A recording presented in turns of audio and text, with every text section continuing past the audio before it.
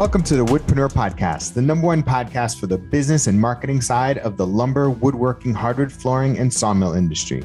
I'm your host, Steve from Acres of Timber. Each week, we feature various wood business owners and entrepreneurs from around the globe. We share their stories, paths, insights so that you can network, learn, and grow your own wood business. Thank you so much for listening. Now enjoy the episode. Hey, welcome to a brand new episode of the Woodpreneur podcast. Is your host, Steve Loreslier. Today's guest is Jimmy Moore from Petra Custom Builders. How you doing? I'm doing well, man. I appreciate you having me on. Yeah, excited to have you on. Hey, why don't you give us the backstory behind Petra? How'd you get started? It was 2006 or so. I had just got done with school and I started to work at a larger commercial general contracting company. It was kind of one of those things where I'd done miscellaneous construction jobs from middle school, working for guys I knew, high school, starting to get a little bit more of a traditional carpentry jobs, and then really deciding that I wanted to branch off more into the management side of things. Mm-hmm. And it was just kind of one of those deals where a friend of a friend worked at this company and I went and applied and got a job. And so that's what I started doing, and started to get involved in a world that was beyond what I knew at that point. But from a standpoint of looking for the management side of things, really kind of checked those boxes for me as it related to what my vision of a career path in construction looked like, just knowing that I really didn't think it was feasible to be a carpenter, right? So knowing that I wanted to branch out onto the superintendent side of things and then beyond that. And starting to build relationships there, connecting with people, family, friends, neighbors, things like that. Just starting to do some side jobs, and getting to a place of 2008, 2009, where I didn't get laid off, so to speak, but it just looked like one of those things where that was a possibility. Right. Yeah. The company I worked at, we did a lot of schools. Yeah. So there was a dependency on essentially grant funding to get passed in order to do those schools. And so evaluating kind of what that side work was looking like for me at the time, and thinking to myself, there really wasn't a shortage of that. And knowing that I was probably incredibly competitive on price, right? Based on like what legitimate established contractors were charging for some of the work, right? Like small kitchens, bathrooms, some basement stuff, things like that. It just made sense to me at that point in time to just try to bridge that gap doing some of the, what was side work. And after doing that for a couple of years and really starting to see no end in sight as it related to the availability or volume of work, it was like, well, for the last couple of years, I've claimed $0 on my taxes for income. So I better start to, make this a little bit more legitimate and really start to dive in and pursue it as, really what I wanted my career to be. I got introduced to a guy through a family friend who had a general contracting business for about 15 years at that point in time. And it was the type of business where one job at a time, a couple of guys that worked, for him, but in a subcontractor basis, and just kind of move from job to job, do the work, bill the work, plus 10%, move on, right? So it's like exposed, not really making money, not really understanding how to make money, and knowing that he wanted to grow, but obviously really didn't know how. And me coming in thinking, well, I don't know how either, but I haven't known how to do a lot of this stuff that I've just jumped in and started to do and then figured it out as I go. And so we decided to start Petra together Mm-hmm. in 2010. Okay. And our first year, we did $475,000 in revenue. Yeah. Wow.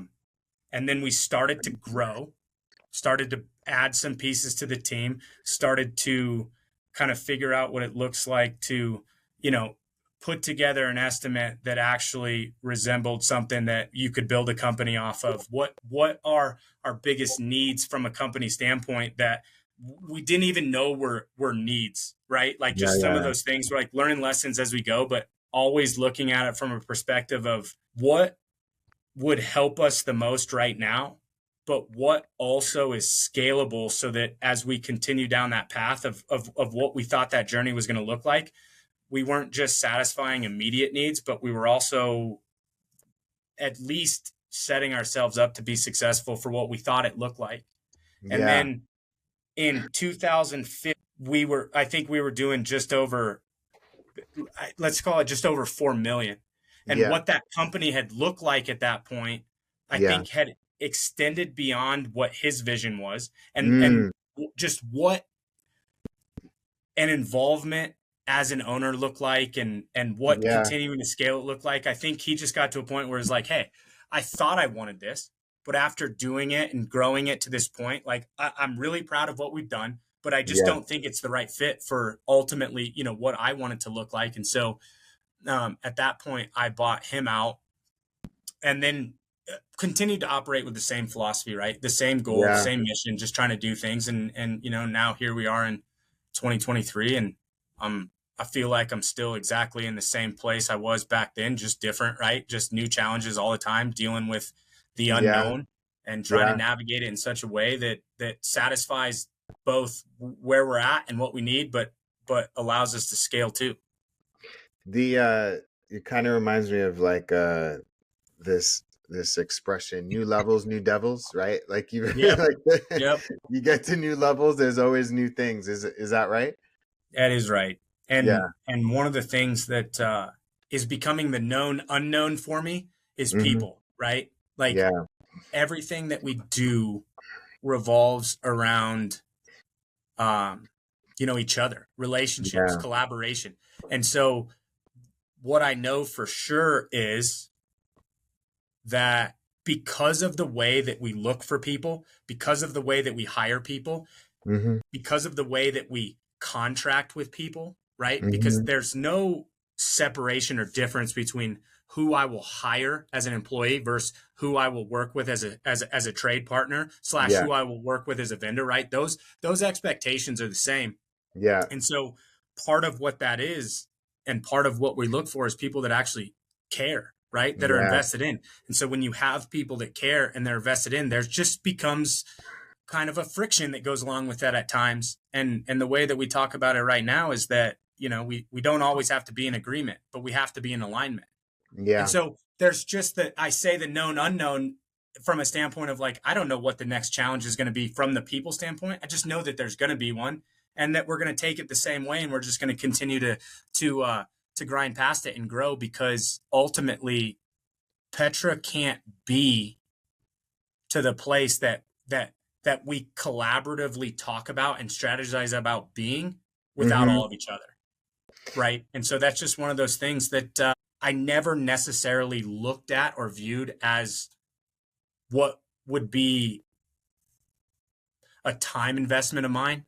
Yeah. That has really become one of the largest time investments of mine as it relates to just where's the business at? Where's the business going? And what's the best way to ultimately get there? Do you think your ability, so like, I understand that you like first went in, thought about it was about the product, and then you grew it because you were good at the product, and you realize you can't continue to grow the product without having people. But even while you were doing the product, you were just like, you were encountering challenges and overcoming them and just solving them there. But then when you started adding more people and you saw the complexity, do you think the idea that like, yeah, the known unknown and being prepared for it, or just having it in mind? Like, do you think, like, I know that you are a wrestler. Do you think like that wrestling mentality sort of like, I'm gonna deal with conflict, and how I overcome it is just like, do you think that sort of helped you, be prepared for this stage of business? Yeah, I think that's a great question, and I think that there's there's a kind of a couple of different perspectives that that will answer that. So from a place of ignorance, starting the business, right? Like my perception of what I did was very transactional, right? Like Right. somebody needs a bathroom, they Get go it to done. me, they say I need a bathroom, I go and take care of the bathroom, right? In the Yeah. process of taking care of the bathroom, I'm trying to make sure that I'm out in front of like, what's the next thing I'm going to go to? I go to that person. What do you need? That's what I do. Yeah. And starting to realize at that point that if I don't change the business model, the exact thing that I was trying to get away from when I was a carpenter trying to move to a management standpoint at the Mm. previous company was what I was setting Petra up to ultimately be for me, right? Yeah. So Yeah. getting a recognition of like, well, what does growing look like? Well, I don't Mm. really know, but I know I can't do it by myself because I can't run and grow the business and do the work. So I have to look for a resource in or as it relates to, truly the field side of things. And so obviously the partnership was something that was appealing to me at the time because it was a little bit of a head start on a handful of the things, Yeah. but also um being able to navigate those challenges and bridge some gaps with somebody that was as much invested in the success of Yeah. Petra as I Yeah. was from a standpoint like there's no cutting corners, right? There's no Yeah. um overlooking the importance and value of service, so to speak, with the client. Sure. And Sure. then that's where I started to reset what actually Petra was going to be. That's where it started to shift from a transactional relationship Hmm. to, well, what is relationship?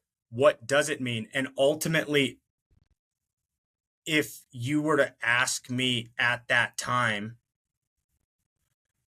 what's your value add as a person, as Hmm. a son, husband, friend, right? It was like, well, Yeah. leadership, Hmm. specifically servant leadership. Well, how do I Yeah. take servant leadership and apply it towards the business? Well, first and foremost, better focus on relationship. And Yeah. that's where the mentality shifted from, listen, we don't provide a product. We provide a service. And the Yeah. product is just the outcome of what that Service. experience Yeah. and service began. That was the result of the investment, the mutual investment, by the way, because obviously I need that same investment. I need Hmm. that same connection. I need that same um, uh, alignment of values from the client in order to be successful.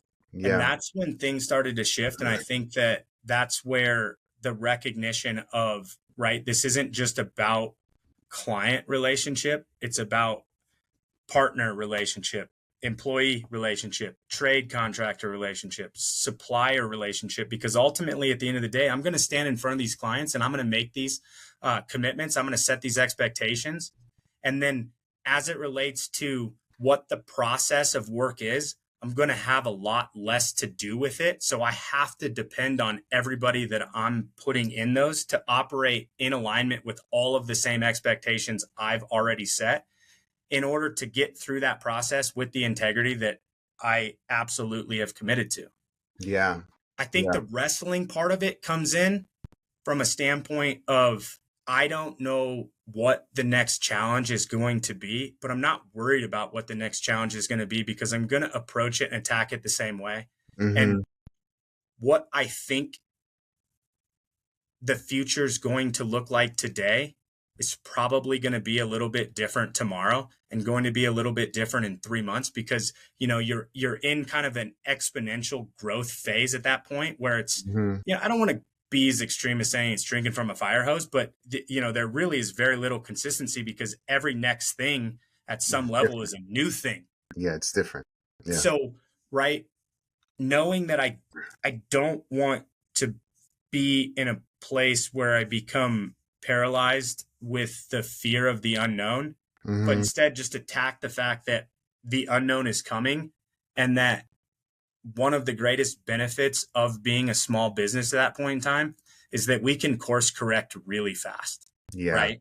Yeah. It's like the analogy of, how quickly a kayak can turn versus how a ship and then a cruise ship. Right. And so, we're far from a cruise ship at this point, but we're certainly pretty far from being a kayak also. Yeah. But at that point in time, knowing that, listen, any wrong decision isn't necessarily a detrimental decision. It's just another learning and growth opportunity. And as quickly as we can course correct and reset expectations, that's the only thing that I have to focus on. And so it allowed us to just make decisions with confidence, knowing that if we got to change, we're going to change. And I think that's really where the wrestling component came in, because it just framed, specifically my mentality from a place of, it's ultimately where, our core value, confidence with humility, came from. It's listen, we're going to be confident. Like, we are the experts in this field, but we're not the experts in life, right? We're not the experts in everything that comes along, and that we know what we don't know, what we don't know. And so we're going to still approach everything from a standpoint of humility. And then we're going to course correct, and we're then going to make that choice with confidence and humility. And we know that if we operate from a standpoint of maintaining balance there, like, we're going to be fine. Yeah. And so far, thankfully it's served us really well. Yeah.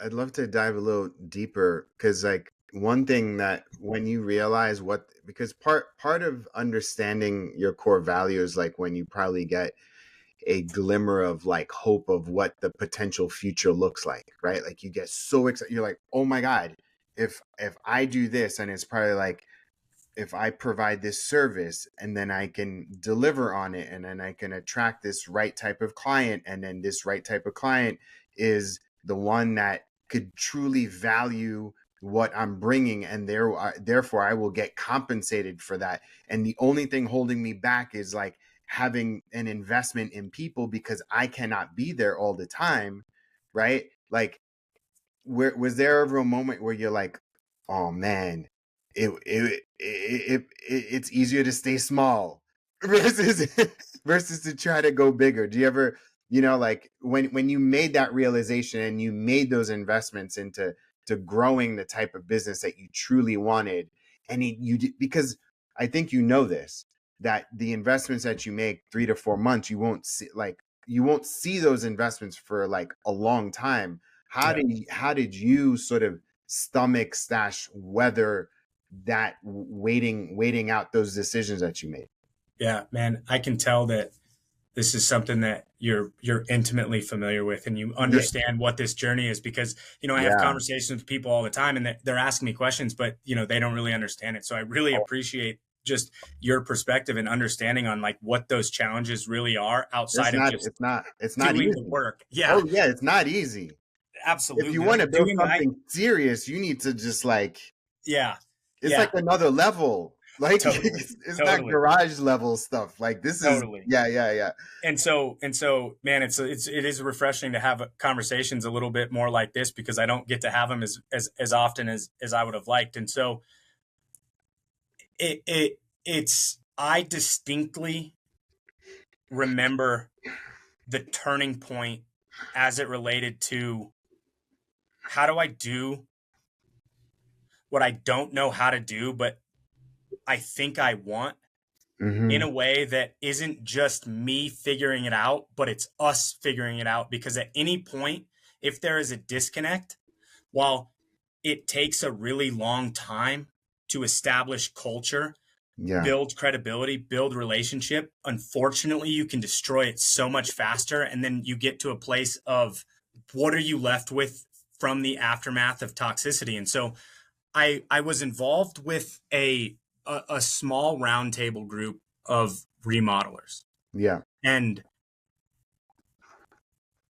it was my turn to have my group come to Boulder, shadow, some of our office operation, our field operation. I mean, at this time, keep in mind, like, I think we only had like 7, 8 guys, right? So we had a few in the office. We had an estimator. We had a finance guy. We had, our administrative lady who really was just the glue of everything, right? And then there was me. And then there was a handful of field guys, a couple of superintendents and a couple of carpenters. And that particular year, we had a couple of things fall into place. And so we certainly had the revenue of a company that was much bigger than we actually were. And we were just trying to navigate through what that looked like and figure out what those challenges are.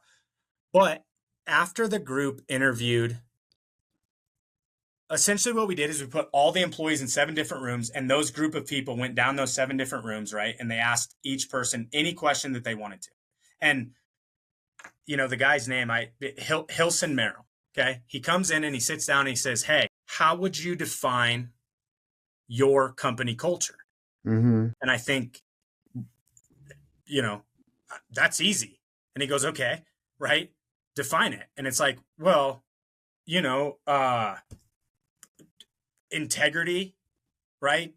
Trustworthiness, good communication. And he goes, okay, so do you think that that's the same way everybody else communicated? And it's like, yeah, of course it is. Like, what we all know what's going on. Like, we all know what, and he goes, really? Is that what you think? And I go, well, I mean, I hope so. Yeah. And he goes, okay, cool. And that's the moment that I realized, well, that's not an appropriate foundation to continue to build off of. And so I remember kind of pulling him aside and saying, well, what do you think? Like, what was the feedback, right? Like, there was a confidentiality component to it. So it's not like he said, well, Brian said this and Hob said this, right? But it was like, listen, there was the general thing, like, you have a good group of people, right? Like, the general theme was correct, but there was some distinctions there that I think are worth investing into. And it's like, okay, good. And so, one of the things that I've done from, the time Petra started to even very much so to this day is it's always about, like, what's the next challenge? What books can I find on that? How can I, listen to books, read books, podcasts? Like, I have a handful of resources outside of Petra that have both a construction component to it, but just a general business component. And, like, how do I, like, what does this mean? What does culture mean? What are core values, right? What is a mission statement? What is a vision statement? And I remember I went and, I took the same approach that I take to everything, which is a blessing and a curse. And I said, listen, like, I want to take these things. I want to make them our own, but I also still need them to communicate something that accomplishes the goal. And so, I sit down with everybody, back then and to this day, we had, what we call our pack meetings every other Friday where the whole company comes in and we talk about, it's really my opportunity, to be honest with you, to connect with a lot of the guys that I probably don't see as often as I would like to, and certainly don't see like I used to, right? When we were small.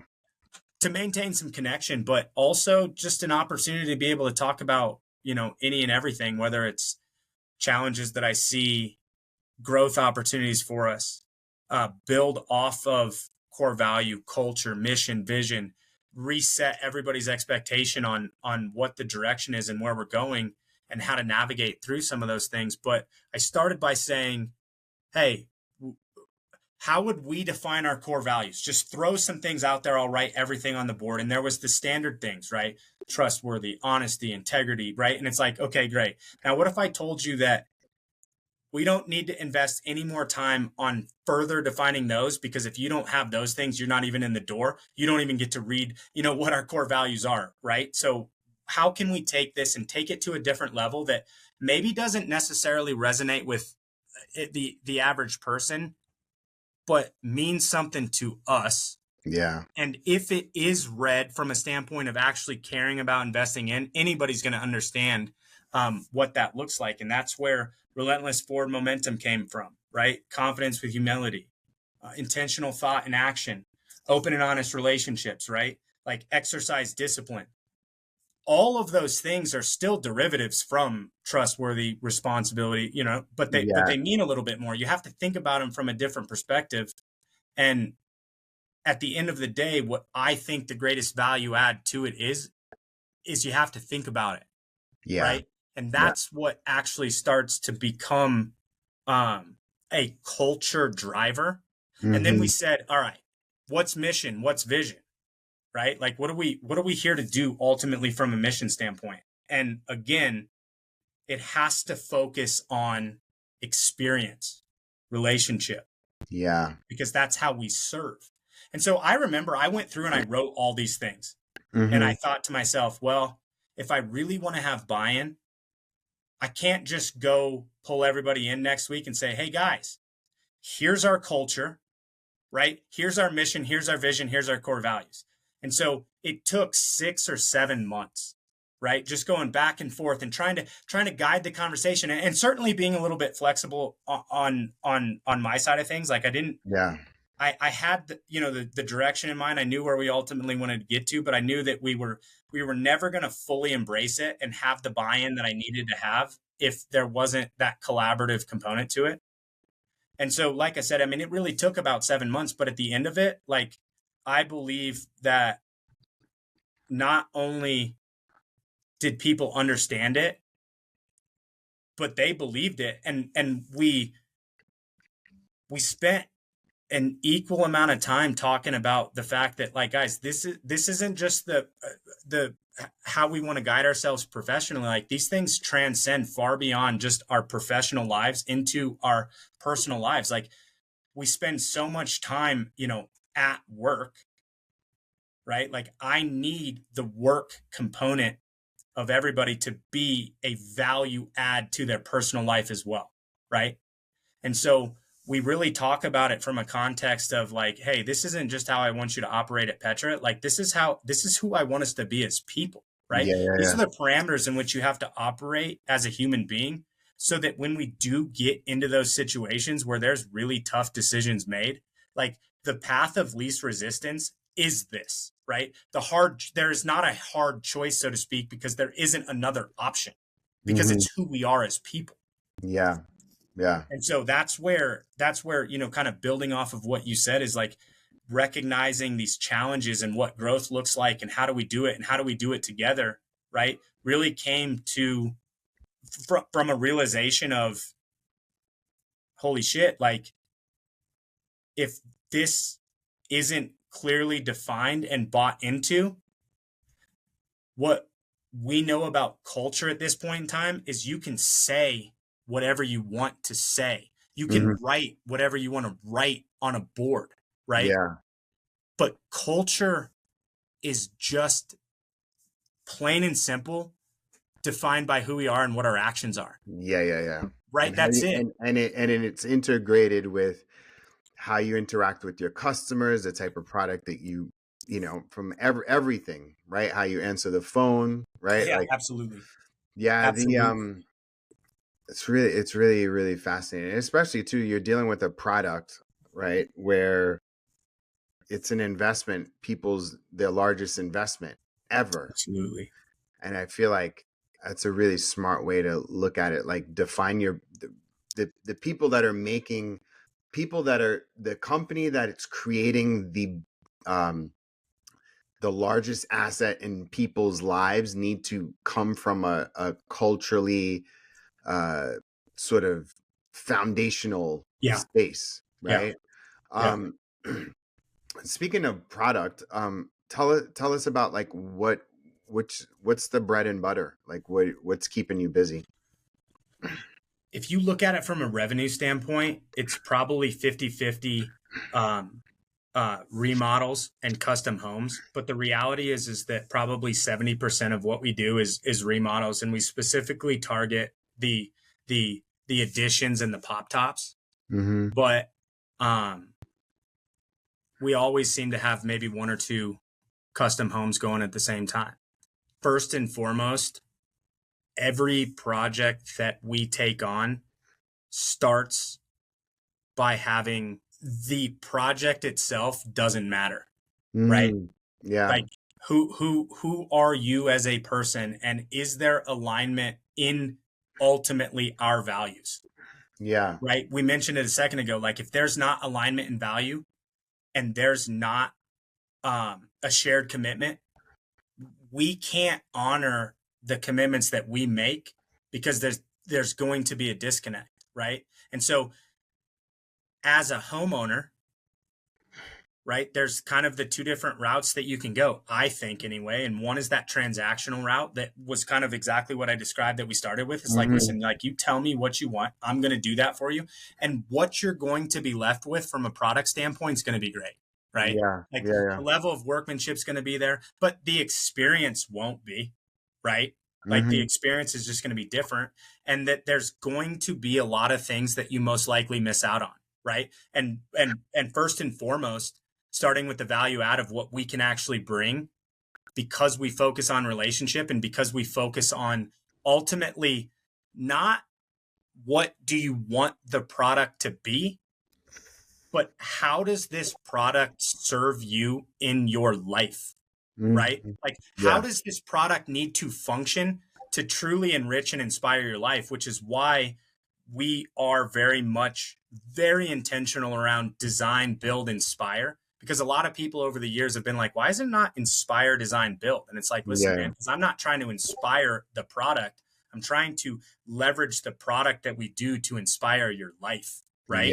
Yeah. Because that's the influence. And so as we're kind of navigating through those things, like, listen, there are parameters in which we will ultimately end up working from a project standpoint, right? Like, we can't necessarily do, the hall bath, some of the kitchens and things like that at point. So it's not to say that the project size doesn't matter at all, but it's not part of our initial vetting process, right? The initial vetting process is, let me tell you who we are a little bit and the things that we most highly value. And then let's evaluate. Does that resonate with you? Right? Does that make sense? Like, can we talk about that a little bit more as it relates to being service oriented, experience focused, right? And then we go into the actual project. And the reason that we have targeted the remodels, the pop tops, so to speak, is because I think those are the types of things that what our focus, what our level of expertise actually provides the great, or at least the most value add to, because there's always going to be the challenges, and it's all about problem solving through those. It's all about thinking outside of the box, right? How do we make the old blend with the new? We do a handful of historic preservations around here also, right? Which come with a different set of, at least challenges from that standpoint. But I really think that like anybody that understands construction, understands project management, understands scheduling and budgeting and things like that can build a custom home, right? Yeah. But it takes just a little bit different level of expertise, relationship focus, I think, because like we have to be able to navigate through those challenges with the client in a way that they still feel okay, right? Because things are going to be a little bit different than essentially what our plan was going into it, and ultimately still want to maintain efficiency through the process so that we can deliver on that experience being what we promised it would be, with scheduling expectations we set, with the investment expectations that we set, but knowing that it's going to be a little bit different than what we thought it was going to be at the beginning, because we don't know if we're going to run into some complications or challenges. We just know that we are going to, and the commitment that we make is when we do, this is how we're going to navigate it on it. And we're first and foremost going to depend on the relationship that we've been building all the way up through that point, right? From the first time you called, through the design, through the initial part of the construction that was going smooth because everybody was so excited to finally be starting. And now we've hit that complication. Well, now we have an appropriate foundation to build off of so that when I come to you and I say, listen, this is an unknown. We didn't account for this, right? They don't question, was it in their bid? Was it not in their bid? Like how, it was like, okay, cool. Like, what are we going to do? And it's like, hey, listen, our job isn't to make any decisions for you. It's just to provide you with the information from a standpoint that you can make ultimately the best decision for yourself.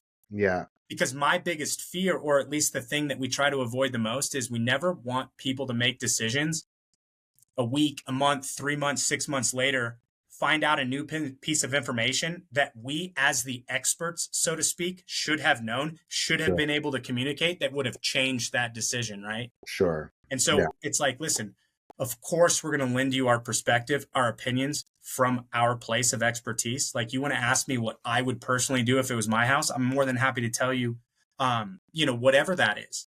But at the end of the day, our commitment is information, transparency, right?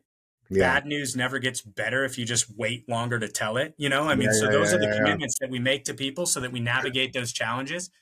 But again, that's part of the understanding that we have when we specifically navigate and pursue those types of remodel projects. Yeah. Right. And then it also seems like,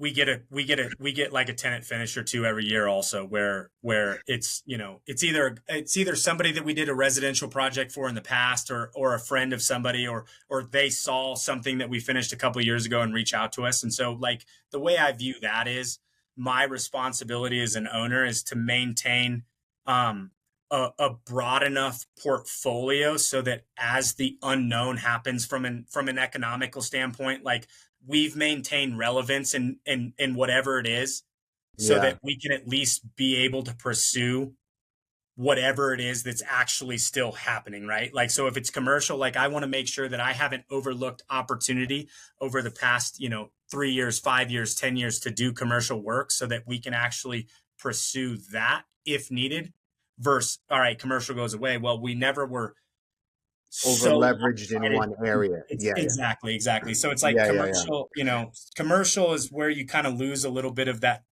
relationship component because it really is a little bit more transactional, but we still try to maintain perspective on the fact that we're intentionally doing it to serve a greater purpose if needed. Right.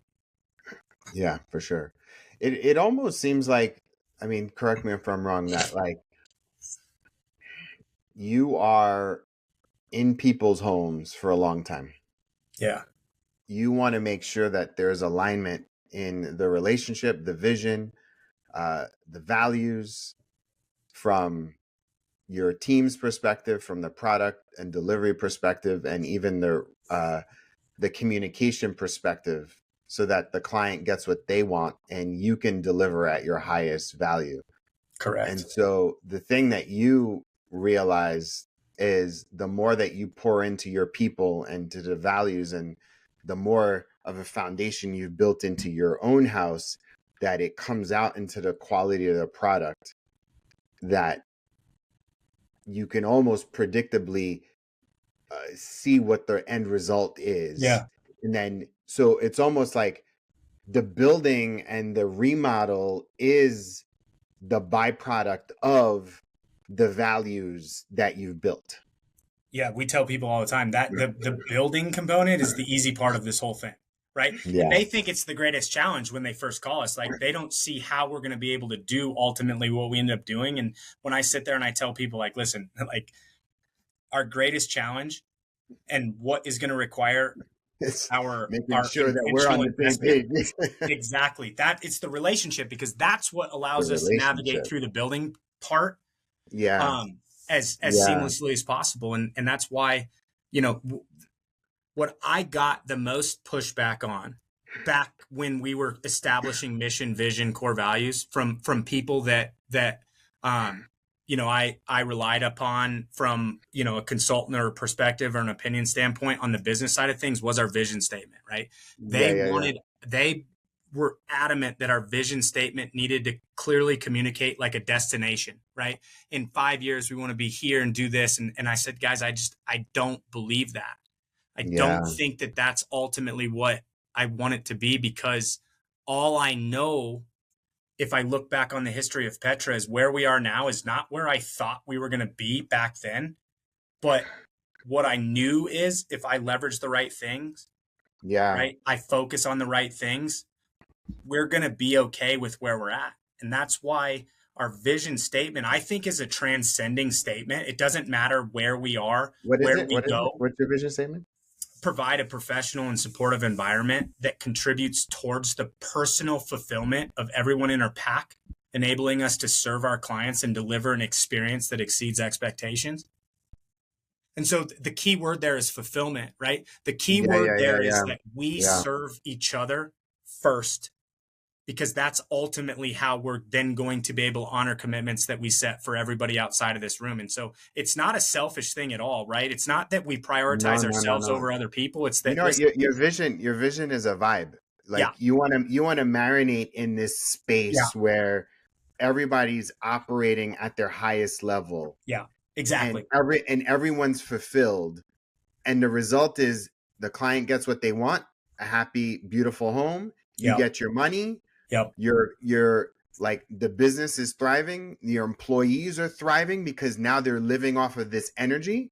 Yep. And then you just keep going. It's just like, correct. No, that makes a lot of sense. I mean, I sit on boards of organizations, and people are like, yeah, what's the vision? Like, oh, it's to bring in this amount of money. I was like, exactly. That's not inspiring. No. Like, literally, money is not, I mean, money is great, but like, sometimes when you are a mission-driven type of person, you need more than just money in order for you to thrive. Because like, money's money. Like, you can get it, you can lose it, you can get it more, you can lose more, you can get more, lose more. It's just, it comes. And I think the more you understand that, and you realize when you operate from a sense of like integrity and value and service, right? Like, oh man, it's like, it's a beautiful space to live in, because then you realize like, oh man, I got the best product on the market. Like, and all the only thing that's missing is I just need more people to realize it. Right. For sure. For sure. That's why I talk to people about it. I go, what does that mean? Right? Like, what does fulfillment mean? And it's like, it means things different to other people. And I always am trying to provoke thought into what it means for each person. But ultimately, if it comes down to service, right? Like, the goal of Petra is to become a completely independent entity that doesn't depend on any single source, for its sustainability or growth, right? And that includes me as the owner. Yeah. Because I have an expectation, we have an expectation that no matter who you are at Petra, you serve this entity. Yeah. Because we have an expectation that entity serves us in return. Yes. Right. Yeah, and if that entity does not operate independently from the contribution of any single source, it is only as good as what that one person is. And so, we're not quite there yet, but we're really focused on it. And we take it into consideration as we're trying to make the next right move, right? The next right decision. And we're doing it in a way that it is collaborative, because we are doing it together. Right. Yeah. And that's ultimately what I think provides that fulfilling component to it. Is like, listen, like, we don't just talk about these core values, this mission, this vision, from a standpoint of there's nothing empty behind it. Right. Yeah. It's truly who I not only want us to be, but believe that. Listen, I want to say that we're there, because I do think that we operate, in alignment with everything that we say. But I also know that we're people, and that there's always a little bit of room for improvement. But that's also where relentless forward momentum comes into play, right? Like, so it's like there's these values that continue to play into these values that are dependent on the other value. And there's not these certain things that are completely independent from each other, because sometimes we talk about that, like, well, what's the difference between intentional thought and action and exercising discipline, right? And it's like, well, you know, if you want to look at them from being the same and overlapping, like, we certainly can do that. But if you want to look at them from how they can be independent from each other, but also have a dependency, like, we can do that too. But again, the key is they're thought provoking. Okay. People don't take them for granted because it's something that they hear all the time, right? Like, again, trustworthiness, it's not an empty they word read that statement all the time, right? It's not a it doesn't statement. resonate. Yeah. No, and I so get that's it. kind of where we come from. But again, like, you know, it's, I don't mean to, you know, hijack the entire podcast by talking about values and mission and vision. But at the same time, like, I truly believe that if you don't have complete buy-in, continuity throughout, right, a synergy with those things, like, I just don't think that you can ultimately get to the levels that certainly we want to be. But I think that is not uncommon for entrepreneurs' vision in terms of why they start a business in the first place. But, you know, these are some of the things that I didn't take any business classes. I never worked for a company the size of Petra. Like, everything that we know at this point in time have been, you know, essentially lessons that I've learned, you know, the hard way. And I've dodged some bullets, and people have been able to help me and guide me along the way. But, you know, there's a lot of things that we figured out on our own. And that's where, as a leader, I certainly try to step in from a place of vulnerability, from a place of connection to people, saying, listen, guys, like, we're doing it together and we're going to make mistakes. Like, first and foremost, it starts with me. I mean, I like, you know, people give me the benefit of the doubt all the time, but listen, man, I make more mistakes daily than a lot of these people do. Yeah. I mean, leaders, that's the thing with leaders, is that, you know, you constantly, like, you fail more than you actually succeed. Yeah. Like, we're just not afraid to fail. Like, you just know that it's just part of the process, and you're not actually failing, you're learning along the way. And then we course correct, right? And we take whatever that lesson is and we apply it to as much as we possibly can, so we don't have to repeat everything. And then we just continue to build. And then there's the next lesson that I didn't even know. Or we manufacture a way so that we don't make that same mistake again. And we create a new environment for us to execute on what we did learn. Cool. All right. So this is a part of the podcast where I give you any sort of marketing business advice. I love and I appreciate this conversation because I don't have enough of it myself in terms of values, because I feel like people get all surface level. They don't go step deeper. So tell me, what's something that you're struggling with that I can help you out with? So you know, you know, as soon as you said the word marketing, like, that kind of resonated with me from a standpoint of, like, listen, I understand marketing at a level of really surface, right? And you've had some conversations with Scott, who has come in and been a tremendous resource to us, because he certainly has a vision for marketing and a vision for Petra that I don't have. And I really leverage him from a standpoint of, like, man, help me so that I can help you so that we can help Petra, right? So it's that circle. But from a standpoint of marketing, you know, we know that traditionally speaking and historically speaking, like, our job site signs, our vehicles, right? Like you mentioned that the logo kind of jumps out to you. And so there's really I think, an appealing color combination, and it has a unique component to it, to where I think it creates a little bit of brand recognition. But that our trucks, our vans, our job site signs are kind of like our number one driver of business. And that because we're looking to continue to grow, right? What does that look like? I don't really know what it looks like. I just know that we're going to do it together. But,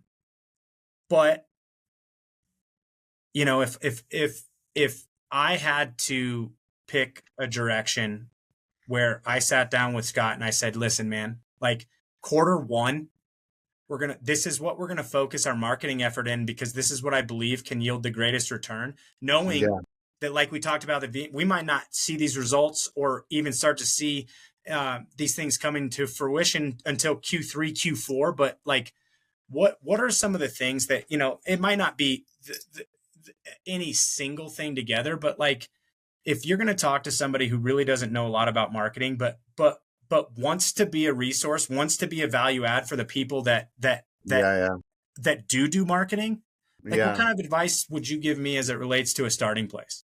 So I love this question, because like folks like yourself have built successful businesses based off of pure merit and product, not on hype, which is wild, right?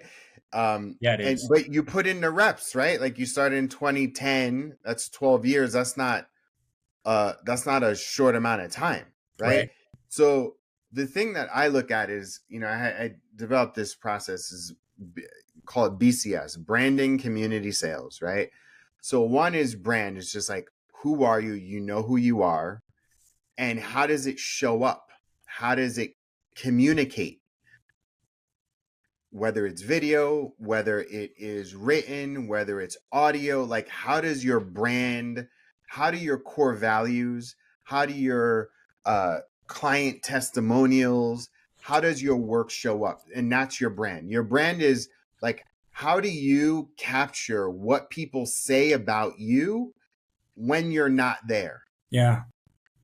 That's how you have to think about your brand. Like, it's beyond the logo. It's beyond the colors. It's more about the feeling that you would like to communicate. It's maybe the texture. It is the values and how it shows up in a sticker or on the back of a Little League jersey, right? Like, like all of those things. It's just like, it's basically a manifestation of your core values and your service, literally when you're not there. Yeah. In all of the different ways. The second thing is your community. Like, who are your ideal customers, right? What do they resonate with when they buy when they decide that when they sign your contract? Like, what are they resonating with? Literally, who are they? Like, demographically, psychographically, are they hunters? Are they skiers? Are they, second home people? Are they, boomers? Are they old Gen X, right? Like, who are they, right? But not only who are they, but where are they? Where do they show up? Where do they spend time? Where do they vacation? Where do they play golf? Where do they go to church? Like, where do they show up? Because that's the place where you want to be. Because once you are where they are, then you need to communicate in a way that they understand. And then you communicate your brand to them in a way that they can understand. Because then right after that, what you need to do is to build a community so that all of your customers and all of your all of your customers are literally, where they are.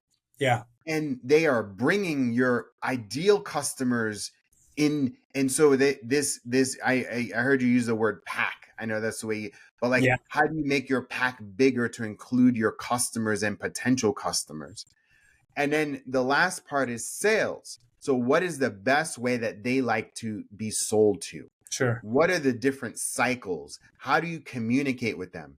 Like, what is a product that you can do that's an entry level product that you can scale up? Or do you go big and then scale down, right? Like, and then how do you communicate to them in a way that they understand the brand and they understand that they're part of a community, so that they are constantly referring you. They're living your values. They're rocking your hoodies and they're just part of your brand. Same way everybody is that same mindset. Like, same way people wear Under Armour. Like, you can kind of tell between somebody that wears Under Armour and somebody that wears Nike. They're like, they're two different people.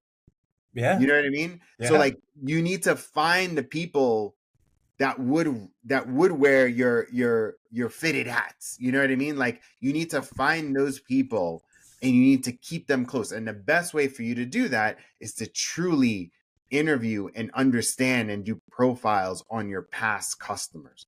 Like, they're going to be the biggest source of insights. So, okay. So does that make sense for you? I think it's great. I mean, it's one of the things that I have a tendency to overlook at times is the community component of it. Right. Yeah. Because right at the end of the day, right, I go home, I have my family, I have my kids, I have some of the things that I'm passionate about. And so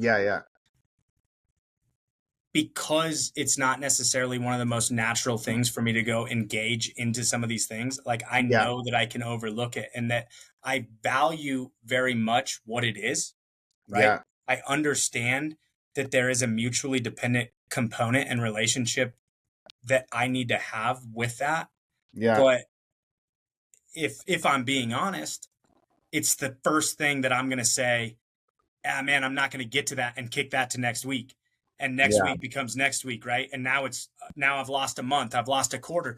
And so having those things be a part of, again, where do I fall short, right? Like, where do I want to be better? Where do I know we need to be better? And not to alleviate a responsibility that I have to be better, but also, like, if I'm looking for resources to add, like, how can I add strength to where my opportunity for improvement is? And so the community part is such a valuable reminder to me of, like, listen, like you said, like, how can I be a part of the community, and how can I be and show up where the people I truly want to serve are? I'll just give you one more piece, because I feel like I gave you a framework, but I want to give you one other nugget. Mm-hmm. I think that you are not only a leader in your business, I think you have the potential to be a really big leader in your community. And I mean, I heard you got 4 kids, right? Right. It's fine. I got 3 kids. I'm not nuts like you. I have 4, right? But, like, look, there's this thing, and it's a joke, that people see that you have more than 2 kids, they automatically think that you're a great dad. Like, you just got more kids. But there's, like, this feeling like you're this leader.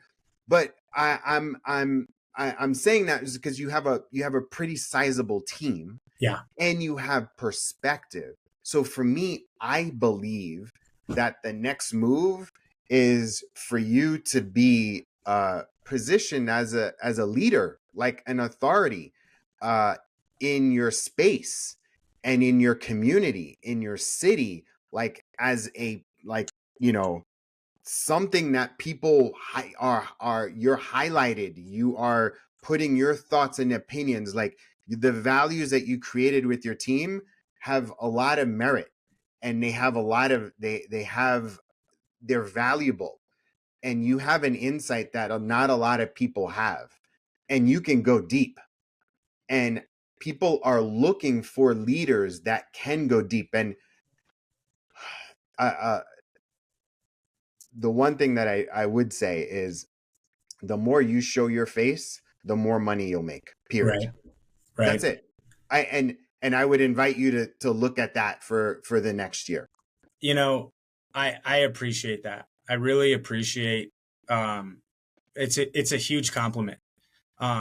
And it's a compliment because of 2 things. Number one, it's really inspiring, and I appreciate that. Like, I'm constantly looking for people that can lend something to me that there is a dependency on it from an external standpoint, right? And inspiration is one of those things. Like, it goes both ways, right? But at the end of the day, I appreciate that as a compliment very much.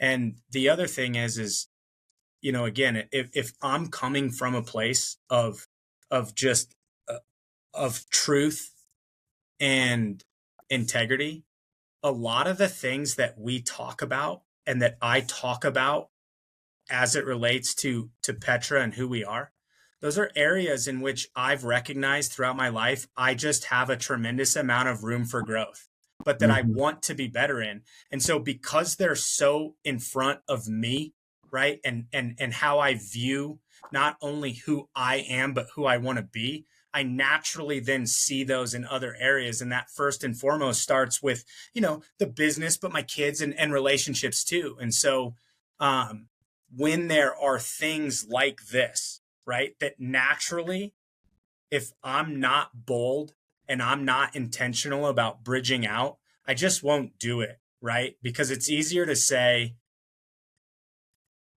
that's not for me, but you inspire me by complimenting me from a standpoint of like, I do have something to offer, and that I just need to be out there a little bit more to at least put it out there. And then like, listen, man, you can take it or leave it, but I'm going to put it out there. There's a lot of people that have crap with zero integrity and that just want to make a cash grab. Right. And like, I personally believe that there's a place for true, I mean, you said it in the beginning of this interview, servant leadership. Yeah. Right. And you're serving, like the idea of, I mean, one question I did want to ask, but I already know the answer, is that like, as a leader, sometimes it's hard to have the patience because you just want to move. Yeah, man. But to spend 7 months to pull together some values, that shows a lot about your character. And that shows a lot about being able to, like, I don't know, just think bigger than yourself and know, because we live in this hurried world where people are, and I feel like that's why, I have to remember this is why the trades gets a bad rap, because it's all about that cash grab. Yeah. But like, if you slow down, I have a book recommendation for you too. Hit me. It's called 10X is Easier Than 2X. I'll probably do an episode just on that. But like, it just talks about, it's like, you focus on your 20%, eliminate the 80%. And then part of that 20% is going slow, being deliberate, being more intentional, so that you can 10X your business, 10X your life. So anyway, dude, thank you so much. This was such a great episode. I really, really appreciate the time. So I'll offer one thing that I think is very much in alignment with what you just said. Okay. Yeah. And it came from, I had just started Petra. I think Petra I had started Petra a couple of years before I had my first kid, my oldest daughter. Yeah. And so I remember, like, I had the same approach to parenting, right? Like I had this vision of who I wanted to be and what I thought I could be and what the relationship was going to be, but no idea how to get there. And so I started reading parenting books the same way as I was reading, business books. And one of the things that I read that resonated with me from a parenting standpoint, but has transcended every area of my life, was one of the earliest predictors of success in children is their threshold for delayed gratification. Yeah. Okay. And so what does that mean? It means as a pretty impatient person who always wants to like do the next thing, and I want to do it now, and I want to go all in. I don't want to skip steps, but like, man, I don't want to stop moving.